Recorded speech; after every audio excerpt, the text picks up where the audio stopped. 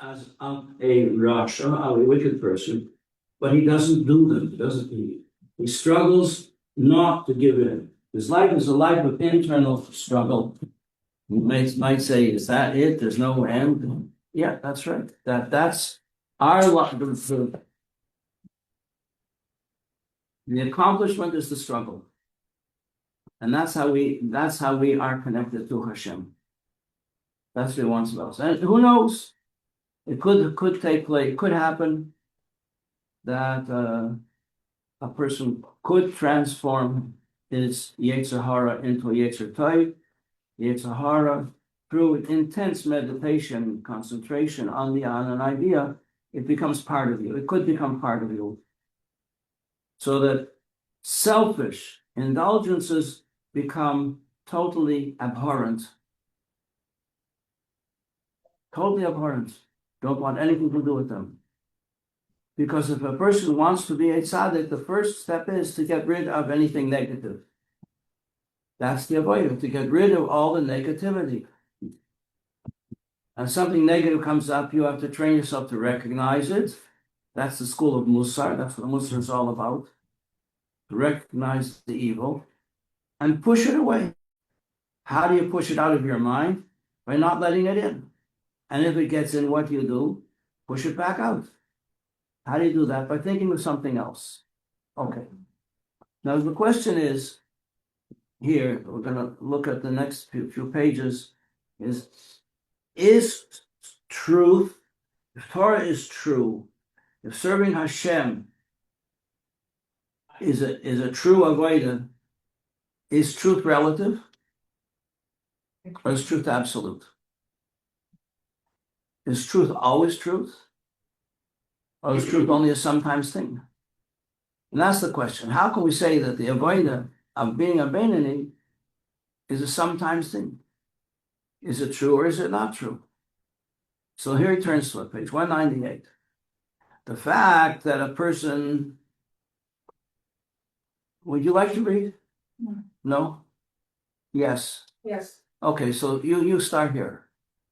Page 198, first couple of paragraphs. Okay. Go. In a loud voice. Even if one's entire aspiration is in Hashem's Torah, which he studies day and night for its own sake, this is still no proof whatsoever that the evil has been dislodged from its place. Notice the terms with which he qualifies the statement. He's learning Torah day and night, not sometimes, and he's learning for his own sake. That's what's the word for that? Lishma. Okay? This is no proof. However, this doesn't prove anything. It doesn't prove, it proves to you that a person is disciplined, in control of his life, but the Yetzer Hara could still be as strong as ever. That's the point that he's making. Okay, go on.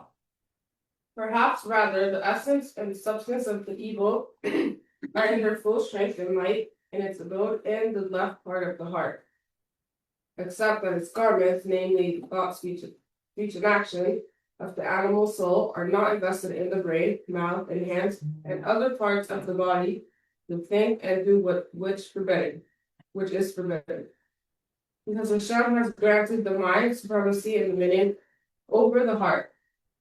Therefore, the divine soul in the mind rules over the small city, an example over all the parts of the body, making them the body's organs serve as garment and vehicle. Right. Imagine, if you will, a ballet dancer. If any of you have ever been interested in dance, you understand that it's not a part-time thing. If you're dancing in a ballet, every single step counts. And this is the life of the Beinoni. It's very, very similar.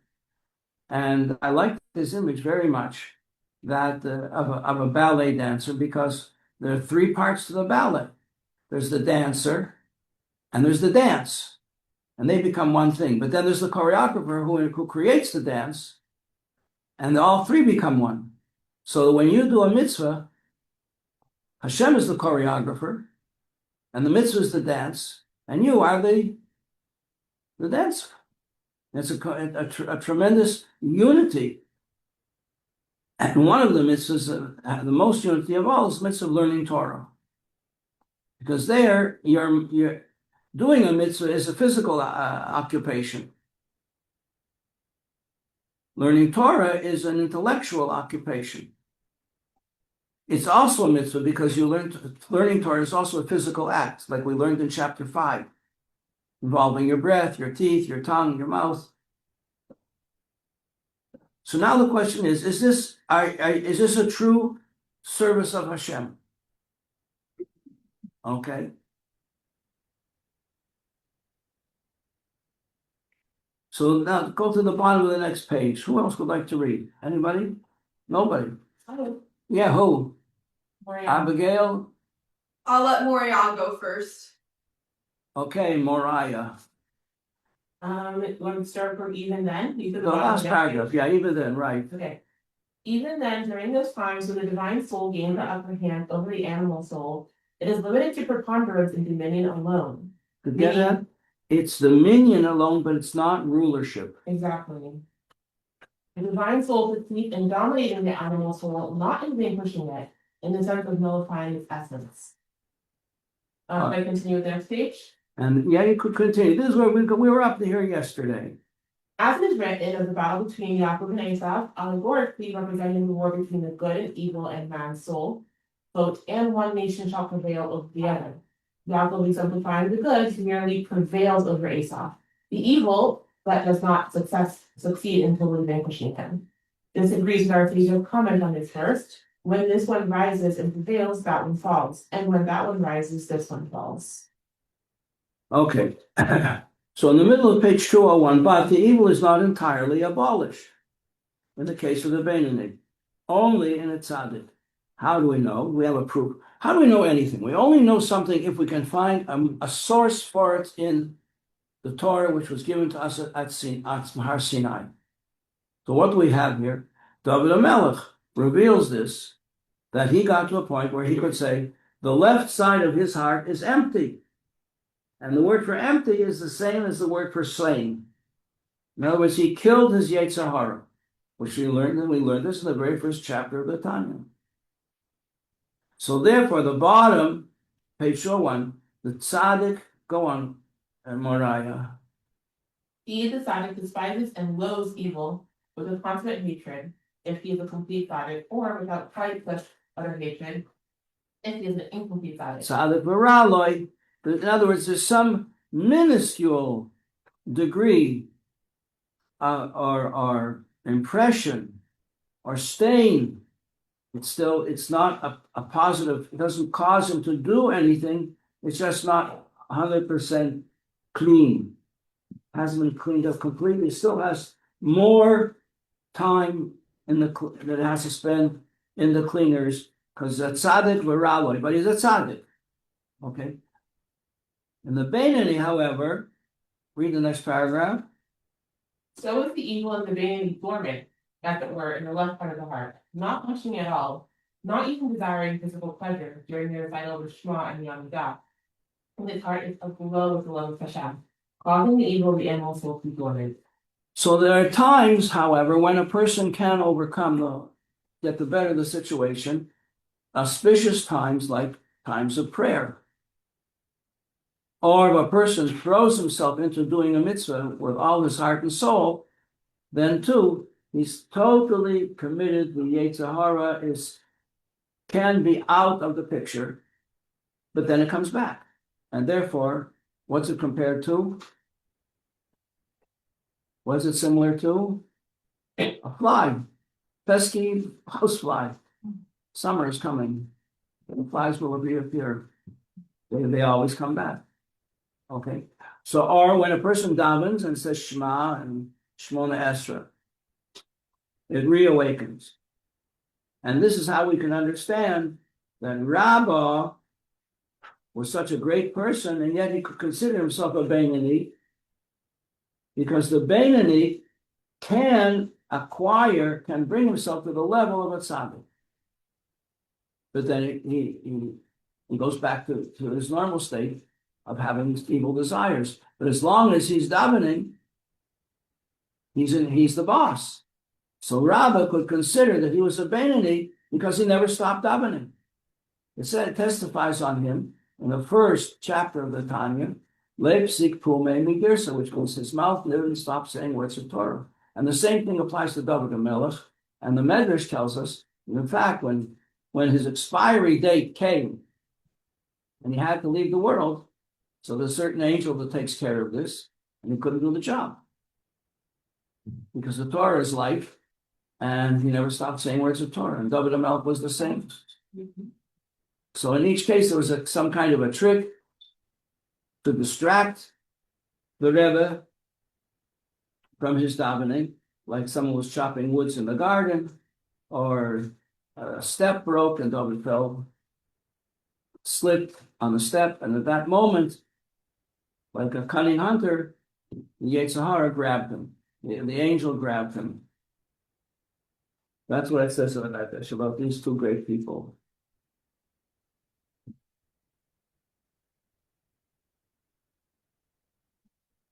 So it is therefore possible for him to consider himself a Beinoni in his own eyes as someone who prays the whole day long.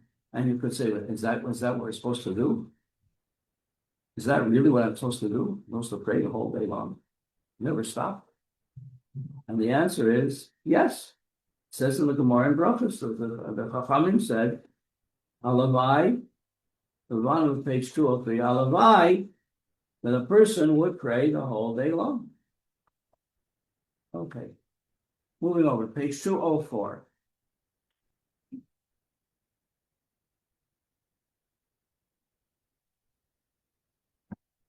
Now comes the question about relative truth. Because if you're going to compare the Beinoni, who has moments of vision, moments of insight that seem completely true to him, but then later, he's the same old guy. He didn't change. He's in control of what he does, says, thinks, but he didn't change. And the essence is he still knows the truth that he's not a tzaddik. So then the question is, well, what is true and what isn't true? So he says here, we're going to compare this tzaddik to a Beinoni, we have to say that the service of a Beinoni is not true service compared to a tzaddik. How can we understand this? Take a child and send him to cheder. And the child likes to go to cheder. He likes his teacher, or her teacher. And they learn to say brachos, they learn to say Shema, and they say it with a nice chant, and they enjoy it. The whole world is kept alive through these chants and brachas and prayers of little children who have no Yetzer Hara. Or as the Rebbe, it says in breath that is free from sin. I know I told you the story. It's one of my favorites. That this person came to Chabad one day for whatever his reason was. It was around Mincha time. And the Rebbe was going to go daven Mincha in the room upstairs, in the shul upstairs. And he went from his room to the shul. And on his way, there were maybe 15 children, 20 children waiting to see the Rebbe. And the Rebbe reached in his pocket and gave every child a nickel. And watched as the child put the nickel into the pushka. And this person who came to see what was going on in Lubavitch, how can he wasn't wearing a hat like a Lubavitcher wears. He was wearing a head covering. He didn't have a beard. He didn't have tzitzis hanging out, or maybe he did. But he valued the learning Torah. That was his tradition. That was his path in Judaism. Never to waste time. He couldn't understand how could the Rebbe who could learn so much, so quickly, so deep, how could he spend so much time just giving nickels to children? And the Rebbe didn't say anything, and the Rebbe didn't say anything. And he went into the Zal, the daven mincha. Then the Rebbe came out from the Zal. Now, my friend who told me the story was standing beside this guy, right in front of the elevator. There's an elevator in the vestibule there in 770. And as the Rebbe walked out from the Zal and the shul and is coming back to his room, he passes by this visitor, and without breaking stride, he turns to him and says, "You have here breath of children that has no sin. You have here tzedakah from children that have no sin. Tzedakah that has no sin." Now that child, you can't compare. That child is going to grow up, is going to become bar mitzvah, is going to learn halacha, he's going to learn Mishnah and Talmud, and he's going to play in recess, he's going to play basketball and football and tag and a prank, childish pranks and so on. So he's not the whole time davening the whole day on the level of a tzaddik. He's a child. But nobody says the child is evil. Nobody says the child is falling short. The child is serving Hashem according to his potential, according to what he can. And his avodah is true for him. You don't expect more from him. And similarly, before he learned brachas, he was just saying brachas with a parent or with a teacher. So we're not going to compare the way he says brachas or the way he learns in yeshiva with the way he said brachas and learned things by heart with no even knowing what the words meant when he was a little boy. So there's different levels, and you can't expect a young child to serve Hashem on the level of an older child. So how are we going to understand this? How could you wouldn't say if the grown-up would behave and serve Hashem like a young child, you'd say, why are you wasting your time? And in a way, that's what that visitor to 770 was thinking about the Rebbe. So the Rebbe said, because I'm not wasting my time. On the contrary, for these children, this is a complete service. It's a complete and a true service of Hashem, giving tzedakah with happiness, and they have no sin. So he brings her a pasuk on page 204. Since the service of the Beinoni disappears when he finishes praying, and we have a pasuk which tells us that something that's true is established forever. That's what he says here. The language, which is the lip, stands for something very external. Just like the Edge of Night, it used to be a soap opera on television, The Edge of Night. So the edge of truth is like the lip of truth. But even the lip of truth is true. In other words, even the most external level of truth is truth. But there are deeper levels. There's a truth of a person struggling to not to be a Beinoni, and there's a truth of a person who has gone beyond a Beinoni, he is a tzaddik, but a tzaddik with some stain of his earlier days, some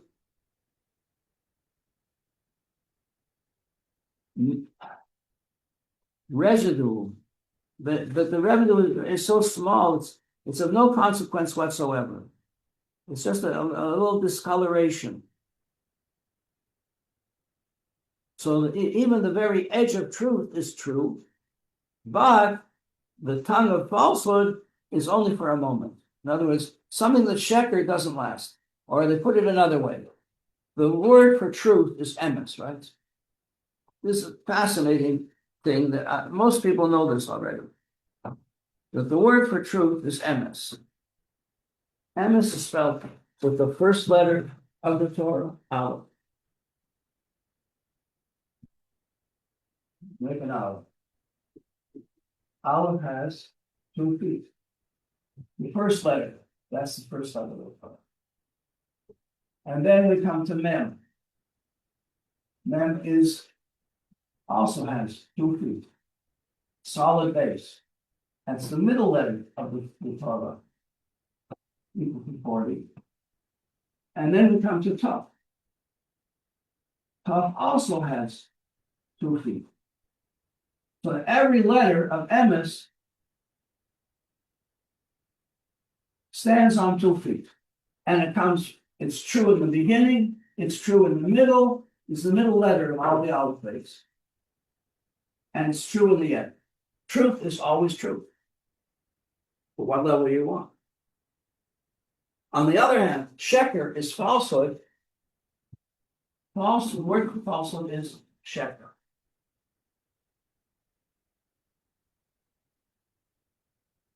Sheker, I wrote it the wrong way. You have to write sheker like on the filling. That's me make a shin. Stands on 1 foot. In the order of the alphabet is shin, kuf, resh. This is the order of the alphabet. So the word for sheker, 3 letters come together. The emes goes from the beginning to the end. It's always there. And sheker is gathered together, just in 1 point. And every letter of sheker stands on 1 foot. So the common saying is that sheker, something false, doesn't have a leg to stand on. How long can you stand on 1 foot? Something on 1 foot always falls over. Whereas emes stands on 2 feet and doesn't fall over. Sheker, every letter of sheker stands on 1 foot. And things that are sheker, they gather together to reinforce each other because they don't have a leg to stand on.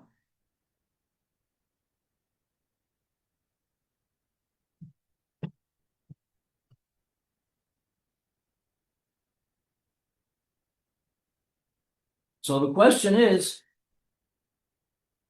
if a person is true on one level, achieves truth on his level, how is this going to be? How can we say that it's really true? Because on a higher level, it wouldn't be true. If I should say in the morning, like Adon Olam, a very beautiful, very profound prayer.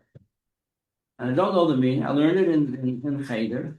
I said, but if Rabbi Majeski would come and say, Adon Olam, and that's my prayer for today, we said, Rabbi, you're capable of a lot more than that. That's not a true avodah for someone who's a mature person.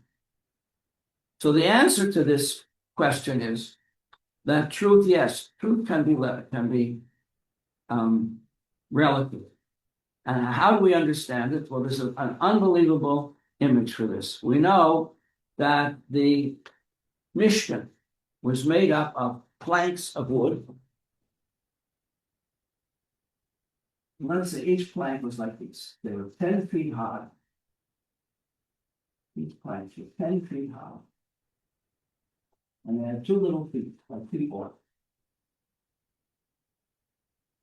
And they had a head which went over them to hold them to in place, to the next one. And they were, if you had a second plank beside it, so these planks were held together by bars. You had a bar across here, was plated gold, and was held in place by a clasp. And similarly on top, we had a bar, which was held in place by a clasp. And that's how the Mishkan stood up. It's a very unusual structure. We don't build houses like that. We build houses, we lay them flat, so there's more surface for the structure, for the walls of the structure. This is secure. But then there was a middle plank. These were plated gold. You saw these from the outside. But there was a middle plank, a middle bolt, called a bolt. And you didn't see it. It wasn't visible. Why? Because each plank, not so good at this, had a hole. And that bolt had a hole drilled through the plank that went from side to side. And the plank came out the other end and into the next plank over. So this middle bolt went through the middle of every plank. And this is called the briach, it means a bolt, hatichon, the middle bolt. And this is a symbol of truth, the middle bolt that goes from side to side.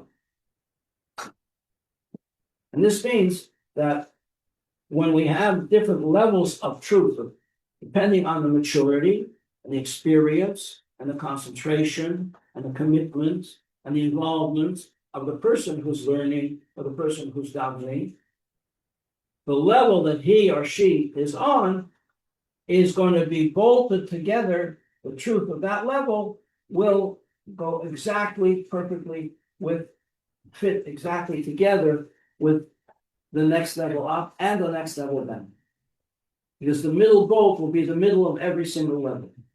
The middle of every level is the true point, the essential point of truth in that level. Then the essential point of truth in this level is going to merge and synthesize and be sympathetic and connect with the middle point of every other level. So that we can have truth on different levels and they all go together.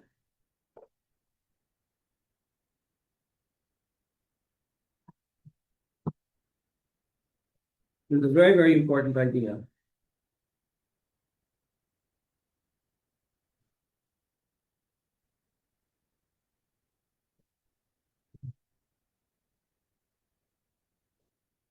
Page 206. The Hebrew words here. He midas ha'emes, because the quality of truth, he midose shel Yaakov Avinu. In other words, we have three levels: Abraham and Yitzchak and Yaakov. Abraham stands for Chesed. The service of God was a service of kindness to bring people to Torah and mitzvahs and belief in God through showing them kindness. Motel 6 of Beersheba. He gave them everything. He just asked them to believe in God. Thank God for what they got. And the story is well known that he would give them, if they didn't want to thank God, he would give them a big bill. They said, "Why are you charging me so much?" He said, "Where else are you going to get such service?" And then you have Yitzchak. Yitzchak's service was a service of digging wells. Let's go deep into this. Let's find out the source. Let's connect you from your source with the truth of God. And then we have Yaakov, who has both qualities in him. The qualities of kindness and the qualities of strength. And that's called Tiferes, which this is the week of Tiferes that we're in now. And the Tiferes of the Tiferes is the Rebbe Maharash, the essence of Tiferes. So this is what it says here. The truth is the attribute of Yaakov. Titan emes the Yaakov. We say it twice in the davening. In Ura L'Tzion and in the Akedah. In the story of the sacrifice of Yitzchak. We say you give truth to Yaakov Hashem.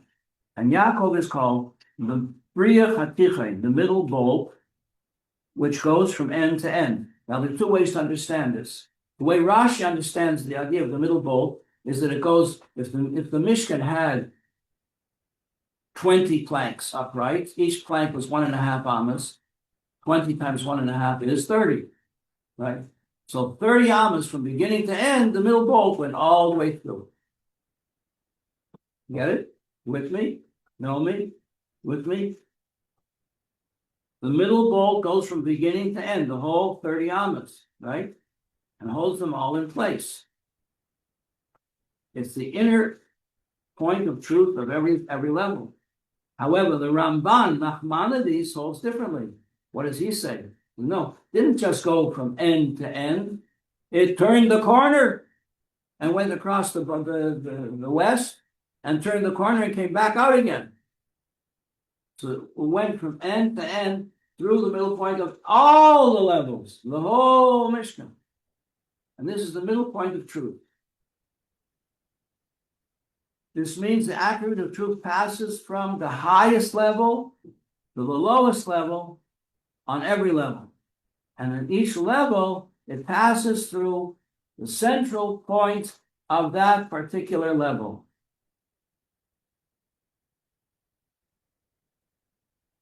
And that is the level of truth of that particular level. That is the truth of that particular level. And this level of truth is unbounded. It has no limits. Truth has no limits. As high as you're going to go, the truth in what you are will connect with the truth of the new level, of the higher level. Ending up on the bottom, Naomi, can you read the last paragraph? Page 207. Oh, wait a minute, Abigail, is she still here? Yeah. Okay, you get the last paragraph. Page 207. As it's known to the students of Kabbalah, the quality that is the head and intellect, the highest level, within lower grades is inferior to the soles and feet, the very lowest level, within the higher grades. In other words, the top of the lower goes together with the bottom of the higher. They merge and blend perfectly.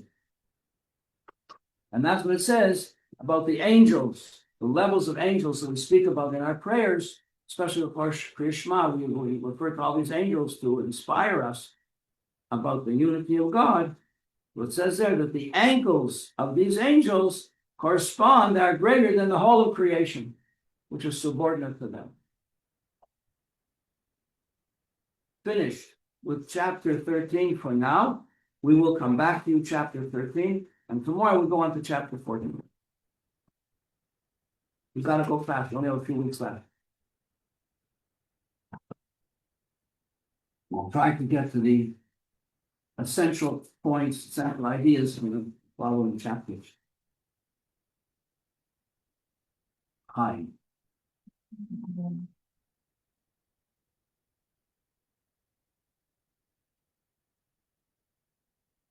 So we learned some very essential, really essential ideas in this chapter.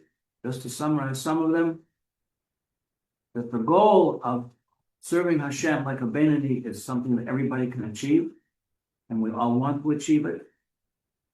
To get there, we have to work on separating ourselves from all selfish indulgence. They didn't tell you that in Chabad house. They just said, have another piece of gefilte fish. They wanted you to be happy, because we have to serve Hashem with happiness. And once you get involved in trying to be a better person, what do I mean a better person? A person more connected with Torah, more connected with mitzvahs, more connected with helping other people, with doing Hashem's work, the same way that Abraham and Sarah and Yitzchak and Rivka and Yaakov and Rachel and Leah. We want to be like them. These are our parents. This is our source. This is where we come from. This is what has given us the lasting power through the decades and the centuries. So now, even like recently, the terrible events of the October 7th invasion, that many people who are not religious at all discovered their connection to Hashem in being tortured in the tunnels. They found their way to the innermost essence of who they were. And then the question of what is the difference between a Benoni and a tzaddik? That the Benoni shares qualities with the tzaddik, but he doesn't change the inner selfish quality of the animal soul. The tzaddik does. And we learned that truth is constant and eternal, and it's also relative, and it's not a contradiction.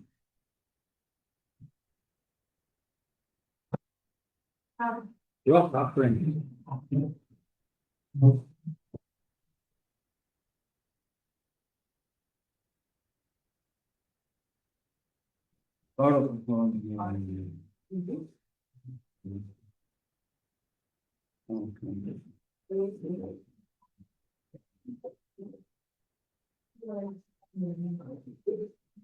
Was that too fast?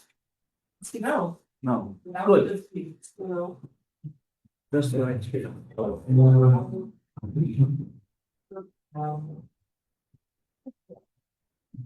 No, lots more.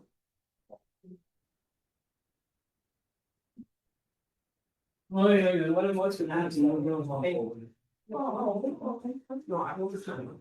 Have to enjoy every class. As long as you know. You can always stay up. I'll leave you up. I'll go in and. He's like.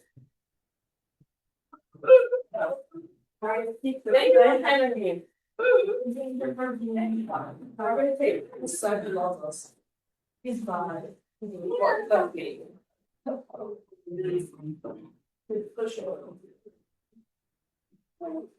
It's the best. Neighbors.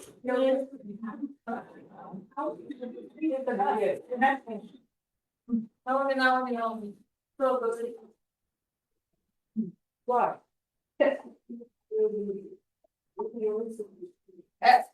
No,